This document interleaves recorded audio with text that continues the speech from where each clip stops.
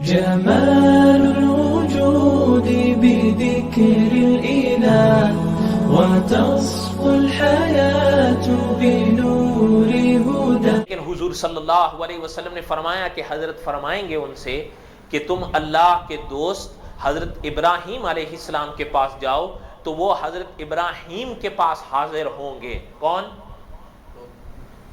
اور عرض کریں گے اے ابراہیم ہمارے لیے اپنے رب کے سامنے شفاعت کریں تاکہ وہ ہمارے درمیان فیصلہ کرنا شروع کریں. وہ فرمائیں گے میں اس درجے میں نہیں ہوں، میں نے اسلام میں 3 باتیں خلاف واقع کہی تھیں اور یہ بھی صرف اللہ کی دین کی حمایت میں کہی تھیں. ایک انی سقیم تھی، دوسری فاسألوہم ان کانوا ینطقون تھی، اور تیسری بات میں نے اپنی اہلیہ کے متعلق کہی تھی. اس لیے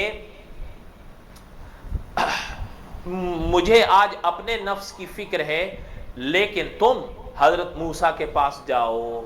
یہاں تک یہ بات ہماری رک گئی تھی گزشتہ درس کو، اور میں نے گزشتہ درس میں اس بات کی پوری وضاحت کر دی تھی کہ یہاں پر جو حضرت ابراہیم علیہ السلام نے اپنی حیات طیبہ کی جن 3 باتوں کی طرف اشارہ کیا تھا، یاد رکھیے بعض لوگ نے ان 3 باتوں کو جھوٹ کے عنوان سے لکھا ہے. علماء اہل سنت و جماعت، علماء دیوبند ان لفظوں کے ساتھ اتفاق نہیں کرتے، اس لیے کہ علماء فرماتے ہیں کہ جھوٹ اور نبوت یہ جمع نہیں ہو سکتے. علماء فرماتے ہیں یاد رکھیے گا کہ صداقت ہر نبی کے لیے ضروری ہے، کہ ہر نبی خدا کا صدیق ہوتا ہے. اور پھر حضرت ابراہیم کے لیے اگر اللہ معاف کریں ہم جھوٹ کے لفظ کی نسبت کریں کہ حضرت ابراہیم نے دنیا میں 3 جھوٹ بولے تھے اور جھوٹ کے لفظ کی نسبت حضرت ابراہیم کی طرف کی جائے گی، تو حضرت ابراہیم تو وہ ہیں کہ اللہ تعالیٰ نے کلام پاک کی سورت مریم میں واضح طور پر فرمایا ہے وَاذْكُرْ فِي الْكِتَابِ إِبْرَاہِيمَ إِنَّهُ كَانَ صِدِّيقًا نَبِيًّا. صداقت کی نسبت اللہ نے اپنے خلیل کی طرف کی ہے، تو یہ کیسے ہو سکتا ہے کہ پھر جھوٹ اور صداقت ایک ہی جگہ جمع ہو جائے، اور وہ بھی پھر جد الانبیاء کے لیے، کہ حضرت ابراہیم جب پیدا ہوئے تو پھر نبوت کے سلسلے ان کی اولاد سے آگے چلے. اور پھر ایک چیز میں سنیں، ابھی میں نے عرض کیا کہ جھوٹ اور نبوت یہ جمع نہیں ہو سکتے. اور یاد رکھیے گا علماء فرماتے ہیں کہ یہ نہیں ہے کہ دعوی رسالت کے بعد یہ کڑی شروع ہو، نہ، پیغمبر کی پیدائش سے یہ کڑی ہوتی ہے کہ نبی جب سے پیدا ہوتے ہیں جب تک اس کائنات میں رہتے ہیں خدا کے پیغمبر کی زبان پر کبھی جھوٹ آ نہیں پاتا. کیوں؟ اگر پیغمبر کی پاک زبان پر جھوٹ آ بیٹھے عقیدے میں تحفظ نہیں رہے گا، جسے کہتے ہیں عقیدے کا امن، وہ اٹھ جائے گا. کیوں؟ اللہ معاف کریں کہ عقیدہ انبیاء سکھاتے ہیں، تو اگر اس زبان سے جھوٹ بھی نکلے اور سچ بھی نکلے تو کیسے فرق کریں گے؟ امن اٹھ جائے گا. اور اگلی بات سنیے، علماء اہل سنت و جماعت لکھتے ہیں کہ جھوٹ بڑی دور کی بات ہے. اللہ رب العالمین پیغمبر کی زبان پر شاعری تک نہیں آنے دیتے کہ پیغمبر شاعر ہوں. کیوں؟ اس لیے کہ جو علماء شعر کی تعریف کرتے ہیں وہ لکھتے ہیں کہ شاعر وہ اچھا ہوتا ہے جس کی شاعری اچھی ہو، اور شاعری وہ اچھی مانی جاتی ہے اہل شعراء میں کہ جس شاعری کے اندر جھوٹ سب سے زیادہ مبالغہ ہو. کیا ہو؟ مبالغہ ہو. زمین کا آسمان بنا دیا جائے، آسمان کا زمین کر دی جائے. علماء فرماتے ہیں انبیاء، خدا کے انبیاء کی زبان جہاں اللہ تعالیٰ جھوٹ سے پاک رکھتے ہیں وہاں اللہ تعالیٰ مبالغے سے بھی پاک رکھتے ہیں. تو جو انبیاء کی پاک زبانوں پر اللہ مبالغہ نہ آنے دیں وہ جھوٹ کیسے آنے دیں؟ اور انبیاء کی حفاظت اللہ خود فرماتے ہیں. کیوں؟ اس لیے کہ اگر انبیاء کی باتیں بھی صاف نہ رہیں تو عقیدے کا امن کہاں سے لائیں گے ہم، جس عقیدے کے اوپر انسان کی نجات آ کر ٹھہری ہے. ہے یا نہیں؟ اچھا خیر، کہنے کا مقصد کیا تھا کہ نبوت کے ساتھ جھوٹ اور مبالغہ جمع نہیں ہو سکتے.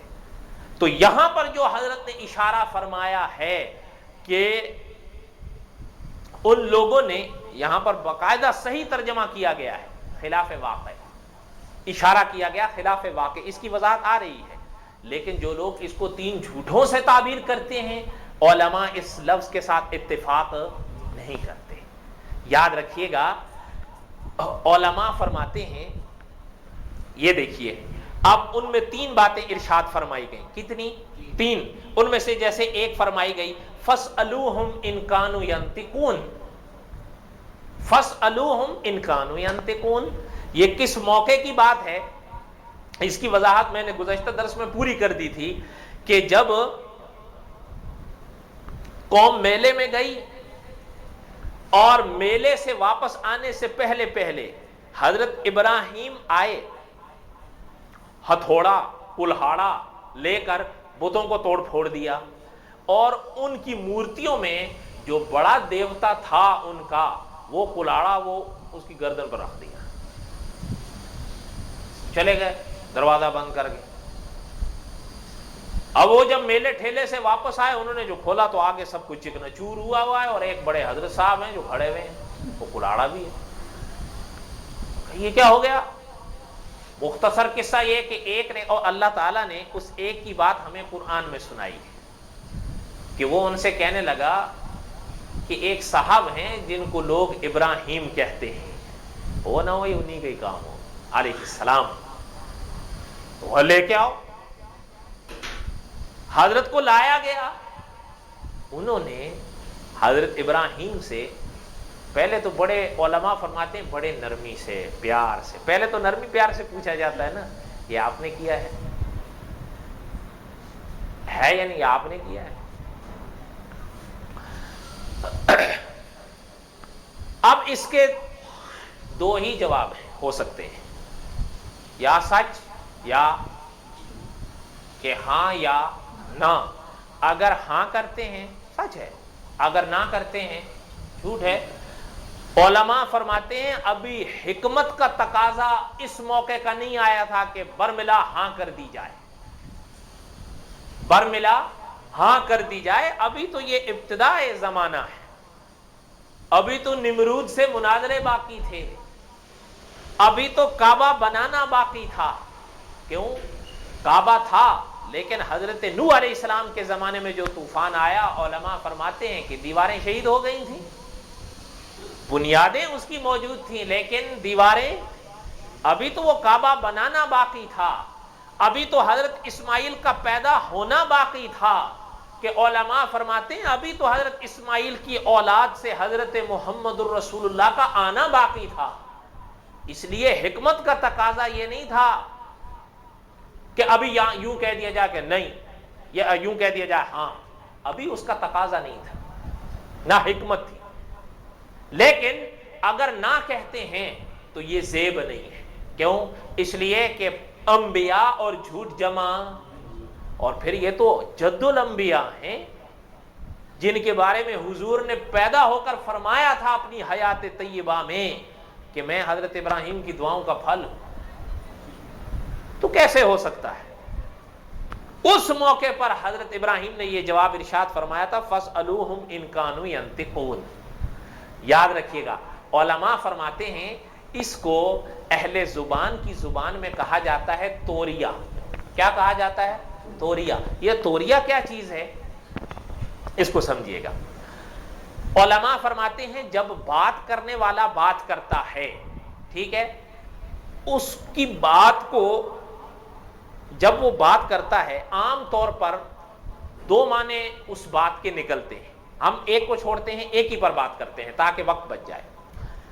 وہ جب بات کرتا ہے، بات کرنے والا، وہ جب بات کر رہا ہوتا ہے، ابھی ایسا موقع آتا ہے کہ اس کی بات ذو معنی ہوتی ہے.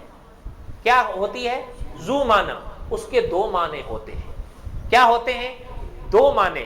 ایک معنی اس کا اہل زبان کے ہاں قریب کا ہوتا ہے، ایک معنی اس کا اہل زبان کے ہاں دور کا ہوتا ہے. ہوتے دونوں سچ ہیں، جسے دونوں حقیقت ہی کہا جاتا ہے، جھوٹ نہیں کہا جاتا. بات کو سمجھیے گا، ایک قریب کا معنی ہوتا ہے، ایک دور کا معنی ہوتا ہے.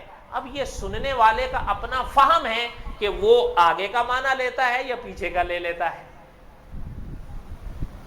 نہیں سمجھ آ رہی بات؟ اس لفظ کو کیا کہا جاتا ہے؟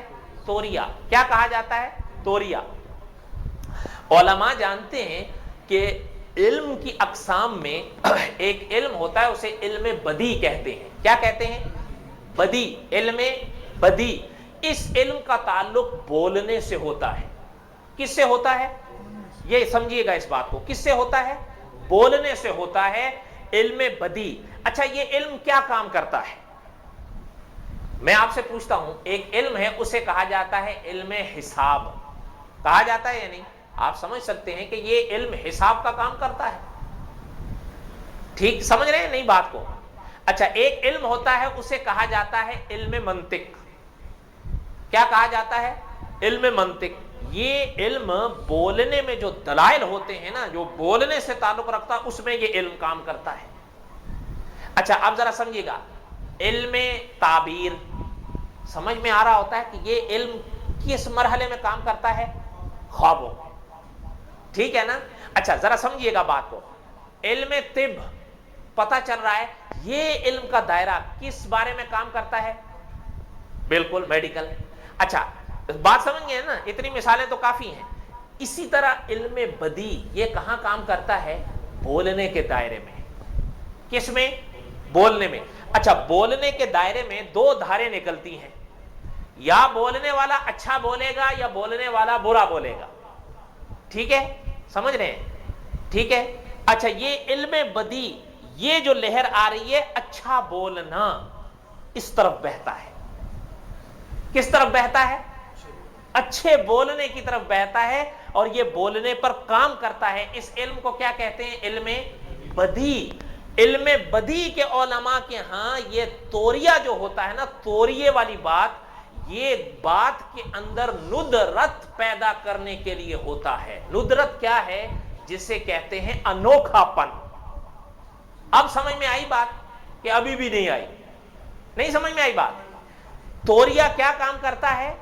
کلام کے اندر ندرت، خوبی پیدا کرنے کے لیے، جسے اجنب کہا جاتا ہے، اجنبی پن. لیکن جھوٹ نہ آ پائے. کیا نہ آ پائے؟ جھوٹ نہ آ پائے. اسی لیے علماء فرماتے ہیں وہ حضرت ابراہیم کا کلام توریہ تھا، وہ جھوٹ نہیں تھا. یہ تو ان کی مرضی، انہوں نے جو مانا لے لیا. حضرت نے جو فرمایا یہ دیکھیے، فَاسْأَلُوهُمْ إِنْ كَانُوا يَنْطِقُونَ. حضرت ابراہیم سے جب پوچھا گیا یہ کام آپ نے کیا، تو حضرت نے فرمایا یہ کام تمہارے بڑے کا ہے. کیا ہے؟ تمہارے بڑے کا ہے. فَاسْأَلُوهُمْ إِنْ كَانُوا يَنْطِقُونَ. انہوں نے اس بڑے سے مراد لیا یہ حضرت صاحب. جبکہ علماء فرماتے ہیں اپنے زمانے میں امت کا سب سے بڑا نبی ہوتا ہے. تو حضرت ابراہیم کا جو جواب تھا کہ یہ مقام تمہارے بڑے کا ہے، تو اس بڑے سے مراد حضرت ابراہیم خود تھے یا یہ بت تھا؟ اور ان کا بڑا وہ بت تھا یا حضرت ابراہیم تھے؟ تو حضرت ابراہیم کا جواب سچ تھا یا جھوٹ تھا؟ تو جو لوگ کہتے ہیں حضرت ابراہیم نے اپنی زندگی میں 3 جھوٹ بولے، وہ سچے رہ جاتے ہیں اس مرحلے پر؟ اب تو باتیں سمجھ میں آ رہی ہیں. اگلی بات سنیے. اب آگے بھی جو 2 باتیں ہیں حضرت ابراہیم کے، میں ان کو چھوڑتا ہوں. وہ بھی یاد رکھیے گا کہ توریے کے قبیل سے ہیں. جو آگے ہے انی سقیم اور اہلیہ کے بارے میں جو حضرت نے اشارہ کیا. اچھا یہ 2 باتیں انی سقیم فَاسْأَلُوهُمْ إِنْ كَانُوا يَنْطِقُونَ، یہ قرآن مقدس میں دونوں موجود ہیں. ایک سورت صافات میں ہے اور دوسری سورت انبیاء میں ہے. ٹھیک ہے؟ لیکن جو اہلیہ کا اشارہ ہے وہ بخاری شریف اور غالباً مسلم شریف کی احادیث طیبہ میں ہیں. وہ قرآن مقدس میں وہ واقعہ نہیں ہے، لیکن صحیح حدیث میں موجود ہے. اور حضور صلی اللہ علیہ وسلم نے بھی اس موقع پر وضاحت فرمائی ہے کہ وہ جھوٹ نہیں تھا. یہ یاد رکھیے، حضور نے بھی وضاحت فرمائی ہے، صرف ہمارا اپنا کیا دھارا نہیں ہے.